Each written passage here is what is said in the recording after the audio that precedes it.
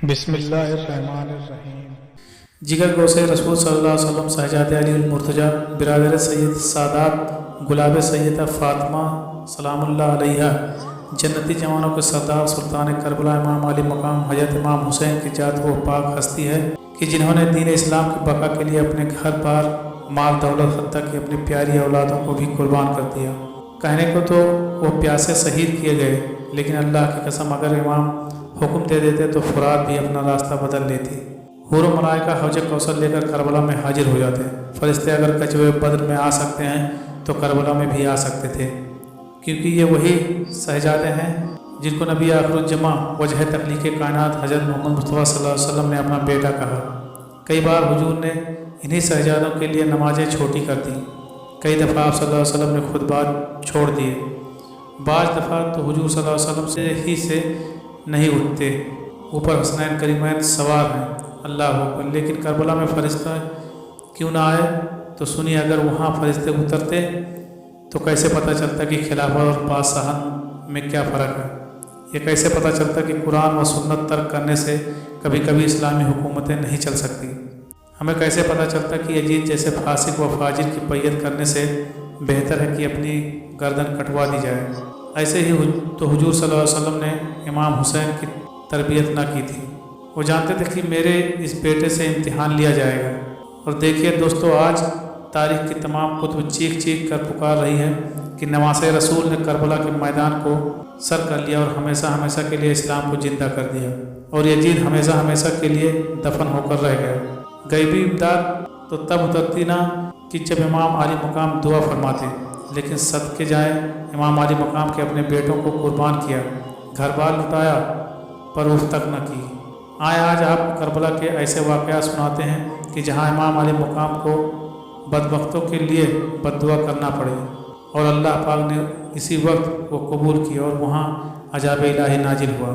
جب امام علی مقام حضرت سیدنا امام حسین رضی اللہ تعالیٰ عنہ یزیدی فوج کے درمیان خطبہ ارشاد فرما رہے تھے تو خیموں کی حفاظت کے لیے خندق میں لگائی گئی آگ کو دیکھ کر ایک بدزبان یزیدی مالک بن عمرو کہنے لگا، اے حسین، آپ نے دوزخ کی آگ سے پہلے یہیں پر ہی آگ لگائی۔ امام حسین نے اس بدبخت کو جواب دیتے ہوئے فرمایا، اے خدا کے دشمن، تو جھوٹا ہے، تجھے یہ گمان ہے کہ میں دوزخ میں جاؤں گا اور تو جنت میں جائے گا۔ حسینی قافلے میں غصے کی لہر بھر گئی اور حضرت مسلم بن اوسجا آگے بڑھے اور امام علی مقام کے پاس آ کر کہنے لگے کہ حضور، مجھے اجازت دیجیے، میں اس بدزبان کی منہ پر تیر مارنا چاہتا ہوں، میرا خون کھول رہا ہے۔ جب تک مالک بن عمرو کی زبان کا کاٹ نہ دوں میں سکون سے نہیں بیٹھ سکوں گا۔ لیکن قربان جائے نواسۂ رسول پر، حضرت امام حسین کہنے لگے، نہیں، ہماری یہ تربیت نہیں کہ ہم خون ریزی کی ابتدا کریں۔ یہ سننے کے بعد بھی مالک بن عمرو بکواس کرتا رہا اور انتہائی ناجیبہ الفاظ کہتا رہا۔ یہ دیکھ کر نواسۂ رسول حضرت امام حسین نے اپنے دست مبارک کو پھیلایا اور اللہ پاک سے اس طرح دعا فرمائی، اے میرے خدا، مالک بن عمرو کو عذاب نار سے پہلے کربلا میں ہی آتش کا مزہ چکھا دے۔ بس اسی وقت بدبخت کے گھوڑے کا پاؤں ایک سوراخ میں گیا، جس کی وجہ سے وہ گھوڑے سے گر گیا اور اس کا پاؤں رکاب میں الجھ گیا۔ پھر گھوڑا اسے لے کر بھاگا اور آگ کے خندق میں ڈال دیا۔ اس پر امام حسین نے سجدہ شکر ادا کیا اور اللہ عز و جل کی حمد و ثنا بیان کرتے ہوئے بلند آواز سے، جسے دونوں لشکر سن سکیں، دعا فرمائی، یا اللہ کریم، ہم تیرے حبیب صلی اللہ علیہ وسلم کے گھر والے اور اولاد ہیں، ہم پر ظلم کرنے والوں کے ساتھ انصاف فرما۔ اسی دوران دشمنوں کی صف سے ابن عصا نامی شخص نے کہا کہ آپ کو حضور سرور کائنات صلی اللہ علیہ وسلم سے کیا نسبت ہے؟ آپ کیسے خاندان نبی ہیں؟ نسل اور خاندان تو بیٹے سے چلتا ہے اور آپ تو ان کی بیٹی کے بیٹے ہیں، اس لیے ہمیں یہ کہہ کر دھوکہ مت دیں کہ آپ نبی کے وارث ہیں۔ اس بے ادبی کی وجہ سے حضرت امام حسین رضی اللہ تعالیٰ عنہ کو بہت تکلیف پہنچی، آنکھوں سے آنسو نکل آئے اور وہ بارگاہ الہی میں عرض گزار ہوئے، یا اللہ، ابن عصا نے میرے نسب پر جرح کی ہے اور یہ مجھے تیرے پیارے حبیب صلی اللہ علیہ وسلم کا بیٹا تسلیم نہیں کرتا، یا اللہ، اس بدزبان کو فوری عذاب میں گرفتار فرما تاکہ کوئی بھی میرے نسب پر بات کرنے کی جرت نہ کرے۔ اسی وقت اس خبیث و بدبخت اور بے ادب کو قضائے حاجت کی ضرورت پیش آئی۔